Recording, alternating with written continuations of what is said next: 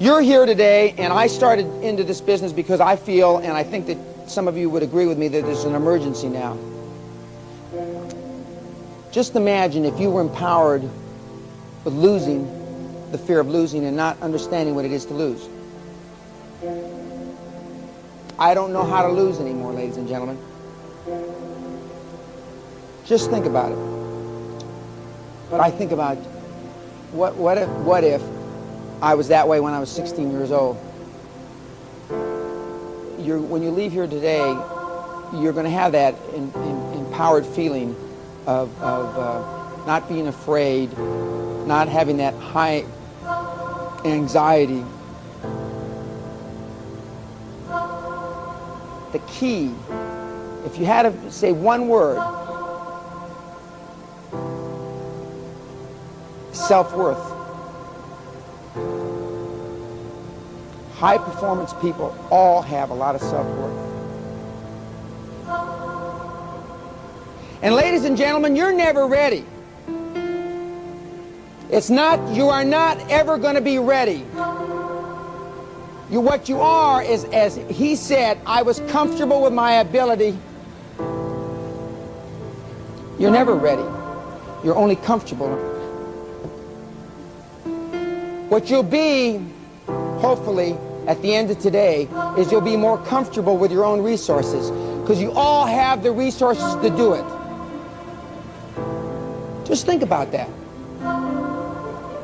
It's the comfort. It's being comfortable. Okay. Comfort and being comfortable with the trappings of success. Some people in this room aren't successful or as successful as they could be because they're not comfortable with what comes with success. Not all of them are good. The trappings of super success are heavy. That's why there's not many of us up there. It's not for everybody. You must, in my judgment, practice the things that you want to do. Because the best way to predict the future is to create it yourself. Create it yourself. That's why many of you have gone into business to begin with. Because you become what you think about most. If a survey indicates, and this, God knows this isn't scientific, 71% of the people interviewed said that they've turned one of their daydreams into reality. Why in God's name should it be so hard to believe that high-performance people turn their dreams into reality all the time? 71%. Now, if I was asked that question, I'd probably say 95% of my dreams have turned into reality. High-performance people dream bigger, think bigger, and they most assuredly have a higher fulfillment rate of their dreams. Act as if there's no limits to your abilities.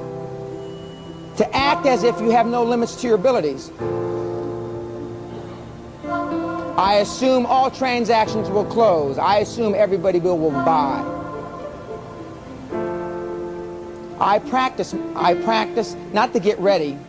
I practice because I know practice makes perfect. That's why Olympic athletes, football teams, etc., practice. I practice being successful. If I still practice being successful, where should you be? You should be right here. You're in the right place. But if I practice being successful, I still work at it. High-performance people always still work at it. When I walk into a room, I take charge, whether there's 50 or 5,000, because I feel comfortable with myself and because I've practiced. I practiced this years before I started doing it. Yesterday's dreams are today's realities. The magic of money consciousness. Napoleon Hill said it a little differently. Not quite as articulately as I do, I think. But spasmodic or occasional effort will be of no value. You must apply until application becomes a fixed habit with you. Poverty is attracted to the one whose mind is favorable to it, as money is attracted to him whose mind has been deliberately prepared to attract it. Poverty consciousness will voluntarily seize the mind which is not occupied with money consciousness. A poverty consciousness develops without conscious application of habits favorable to it. The money consciousness must be created to order. That's the key.